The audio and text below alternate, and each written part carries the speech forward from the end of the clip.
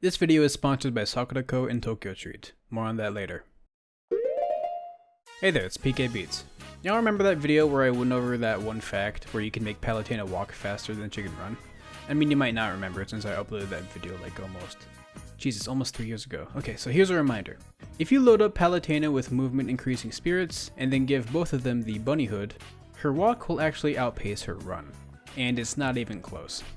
The one thing I didn't really specify in that video was how, with the bunny hood on, Palutena's run speed is the same as when she doesn't have the bunny hood on, under these effects. So perhaps we can assume that it's less of a scaling issue with the walk and run, and more so that, for whatever reason, the bunny hood doesn't properly work with Palutena's dash specifically. Either way, I'll get into that more with a new little development that made me want to revisit this topic in the first place. Examine623 comes back once again to give me some really interesting information, now with Samus and Dark Samus. Just as a reminder, Dark Samus is Samus's Echo Fighter, and is essentially identical in all important data for this test, such as weight, walk, and run speed. Let's give Samus and Dark Samus the Spirit Set and the Bunny Hood. The runs are the same speed, which makes sense. Dark Samus seems to take a little bit longer to get going, but afterwards they go at the same pace. But when they walk, you'll see that Dark Samus is, indeed, very slightly faster than Samus now. This is even more interesting than the Palutena fact because we're dealing with numbers that should be identical, and yet now they aren't. It's also pretty different in a few areas. For one, the bunny hood seems to affect run speed just fine for Dark Samus. When you wear it, you run faster than the Dark Samus not wearing it, so on. Unlike Palutena, whose dash seems to have no effect from the bunny hood. So it's not really like floating when running causes an issue like I had initially thought. So you might think maybe it's the difference between having a floating dash and a walking walk. But when I tested Meta Knight and Sephiroth, they were both just fine. Especially Meta Knight, whose run speed is extremely close to Palutena's. So it definitely feels like Palutena is just a special case for whatever reason. Also, can we appreciate what Sephiroth looks like when he walks really fast? Before moving on to other tests, I want to thank today's video sponsors Sakurako and Tokyo Treat. Sakurako and Tokyo Treat are authentic Japanese snack boxes that get shipped right to your door every month, with each month having its own theme. With Tokyo Treat, you'll get up to 20 of the latest, most exclusive, limited edition, and seasonal flavored Japanese snacks that are only available in Japan. Like you can see here, they have unique flavors for very popular brands like Kit Kats and Pringles. This Pringle flavor is cream stew, by the way. The contents of this box are more familiar snack-like items, yet with a different twist. This month's theme is Hanami, or Sakura Picnic, meaning there are plenty of items exclusive to this month, like Kit Kat Banana Caramel, or these Pine Ame Sakura candies, which are made exclusively for Tokyo Treat subscribers. While with Sakurako, you'll receive 20 traditional and authentic artisan Japanese snacks, which includes a piece of special Japanese tableware, this time around we got some beautiful chopsticks, and a Japanese tea, which is always a delight to try.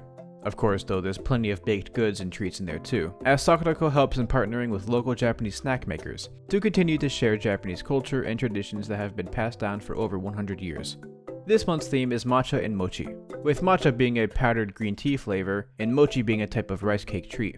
The treats in this box follow the theme, and you get to taste flavors you probably don't experience very frequently outside of Japan, which is always nice. Though when you pick up any of the snacks, you might realize that you kinda can't read anything. Well, maybe at least. Luckily for you, each box comes with a specialized booklet that goes over some cultural tidbits about the box's theme, information on the locals who made it, and very importantly, information about each individual snack. This information includes what it even is, as well as what sorts of ingredients are contained in here, which is very helpful for allergies and whatnot. I've always really appreciated this, like this here matcha bomb kuchen, which tastes absolutely delicious by the way. I'm lucky I have no allergies outside of being allergic to fur and weather change and existing. If you can't tell, my allergies have been very bad lately. So if you want something more snack-like, like something you'd find at a grocery store, but more Japanese-y, I definitely recommend Tokyo Treat. But if you want something a little bit more artisan, then Sakurako is the way to go. Either way, click the link down in the description and use code PKBEATS, all caps, for $5 off your first box of either of the brands. Order by April 30th to receive the themes gone over today, and thank you Sakurako and Tokyo Treat for sponsoring the video. Back to it. After my testing, I've decided to label Palutena as a special case for now, as anyone with a grounded walk and floating dash doesn't echo her issues, and no one really shares her running speed, so we can't test that either. So let's go back to Dark Samus and Samus. What about their difference? Like I said, their walk and run speeds are identical, so why would Dark Samus get that edge over? I figured I'd test other characters who have identical walk speeds, and I found a really good combination. Mewtwo and Young Link. Both marked down as having a walk speed of 1.26, and while Young Link stays grounded, Mewtwo floats. This is a pretty good way to pseudo-replicate the test. But when I put the bunny hoods on, now Young Link's walk is way faster than Mewtwo's. Again, the opposite of what I expected. This is similar to the Palutena case where her walk was faster than her run, aka the grounded animation was faster than the floating animation. But because this is still reverse of what happens with Samus and Dark Samus, I'm not entirely sure what factor is coming into play. You know, we have the walking speed factor, which is what you'd think, but again, their walk speeds are the same. So I tested around with other characters whose walking speeds are identical. All the Echo Fighters whose walk speeds are normally the same stayed the same under these conditions. Those include Marth and Lucina, Pit and Dark Pit, Roy and Chrom, Peach and Daisy, and Simon and Richter. But then I tested other characters who weren't too similar, but still had identical walking speeds. For Pikachu and Pichu, Pichu's walking speed ended up becoming faster in the end. It's very subtle, but it is there. For Corrin and Chrom, Chrom ends up being very slightly faster. And with Cloud and Shulk, Cloud ends up being faster by quite a lot, and so on and so forth. With all of these examples, I can't really pinpoint a common thread. It doesn't seem to involve height. And remember that stats like weight and run speed and whatnot wouldn't really work because, again, Dark Samus ends up walking faster than Samus, despite those stats being identical. And all of this is of course to assume that the information I'm seeing on this site is still accurate, which it has been in the past, but you know. So I guess the only thing I can really assume is that characters have some unique inner factor that can change how certain stats scale, which seems to be the case for quite a few characters. What determines how their scaling works though is still something I don't really know. So if anyone ends up coming up with more concrete answers, I'll update this in the future video. So be sure to subscribe to see more. Speaking of updating things in a future video, last video I talked about how Inkling's ink roller coverage goes up exponentially when you become bigger for whatever reason. To the point where I ran out of ink before reaching the limit. Well, HelenPlayM on Twitter showed me footage of a modded version of the game, where Inkling does not run out of ink. In here they managed to get a total of 55 units of coverage before the ink starts disappearing. Though the thing is, the ink still disappears after its 5-second time limit, so because of that we still don't really know if there is a specific coverage limit, but this at least shows us that it is practically infinite outside of its timer, which I still think is very interesting. Next, Generic Submitter gives me a little fact about the sandbag and a few items. The prompt specifically points out the fairy bottle and the Unira as being items that don't interact with the sandbag. It's pretty interesting. I figured it's perhaps because these items require some sort of player detection or something. This is backed up when you hit someone with a fairy bottle when the sandbag is close by, as now the sandbag takes damage, though this isn't the case with the Unira, so I'm not entirely sure what's going on. And actually, I tested every other item and found a few other examples. The Hothead also doesn't interact with the sandbag at all, for whatever reason. Also, the wind from the Gust Bellows does not push the sandbag, despite the sandbag not being immune to wind boxes, though the item still interacts with it when thrown. Also, the motion sensor bomb does not detect the sandbag, even when it's, moving. However, the explosion will still affect it. And for a few other notes, the beehive will activate on the sandbag, but then the bees will target an opponent player. The Kuko works the same way. Also, the beast ball can hit the sandbag, but doing so will not trigger a second combo hit, as it normally does. And there are the other items that don't affect it that sort of make sense, like the Super Launch Star, or the Beetle, or of course any transformation items and the likes. Next, Joshua Juarez gives me a fact about Steve's anvil on his stage with scales.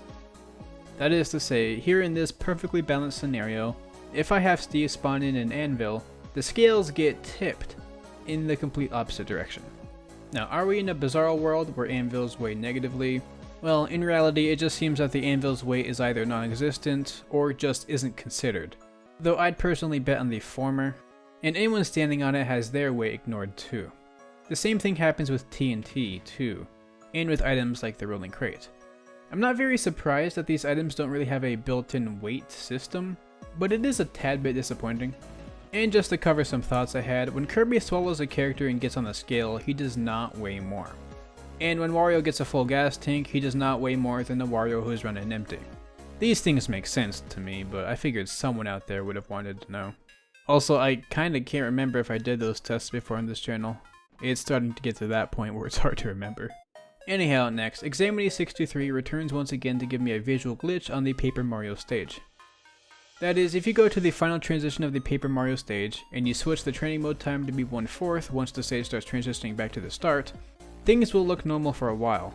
But after a few seconds of being back in the first area, the blue sky will turn into the very classic Smash Ultimate white void.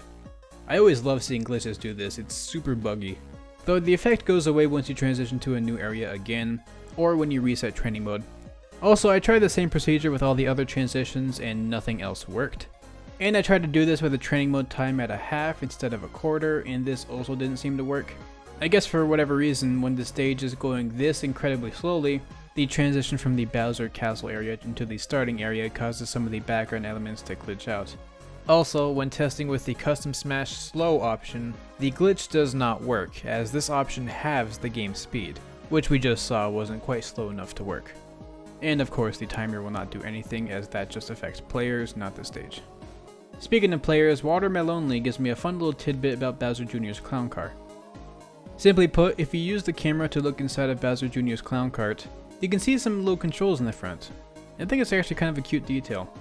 Not that he ever ends up using any of these controls as far as I know. And this is of course true for all of the Koopalings. You know, pointing out little details like these makes me think of that one mini-series I had a while ago, appreciating the little things and whatnot. Anyone here remember that?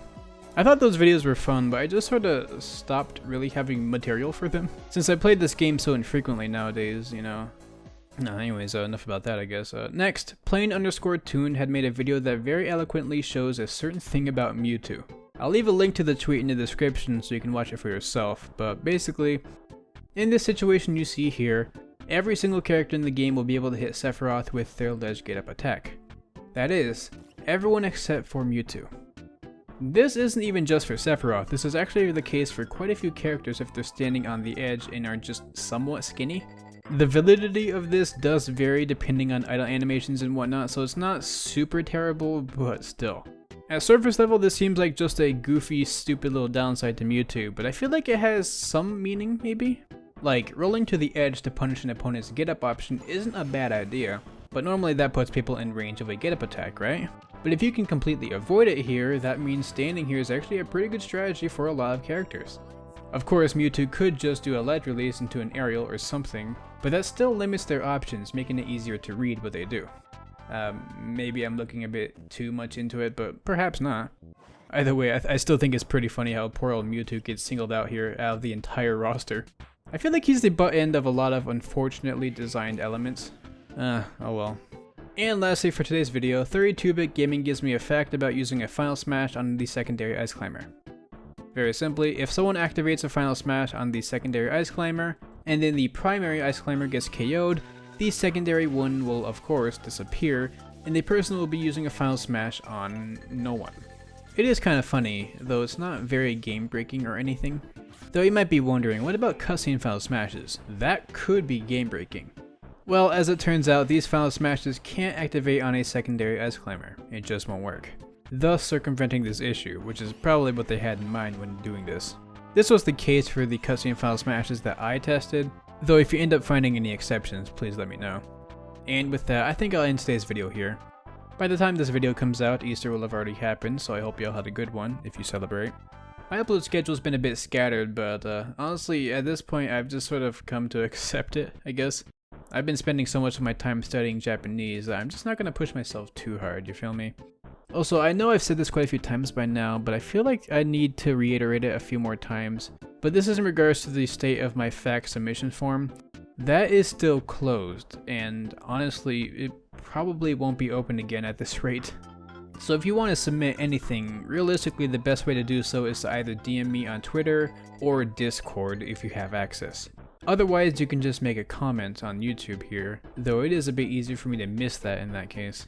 I'm mostly bringing this up again because I get a lot of questions about it. I recognize that not everyone watches every single second of every single one of my videos, but you know. Maybe I should start putting it in all of my descriptions? Actually, yeah, I think I might just do that. Also, another thanks to the sponsor of today's video, Sakurako and Tokyo Treats. Not only is their product extremely cool, but their support has really helped me out at the start of this year, so I really appreciate it. Make sure to check them out if you're at all interested. Anyhow, I'd like to thank my patrons Skully, Burbo, Raighne, 700, and everyone else for their support. Stay casual, and I'll see y'all later.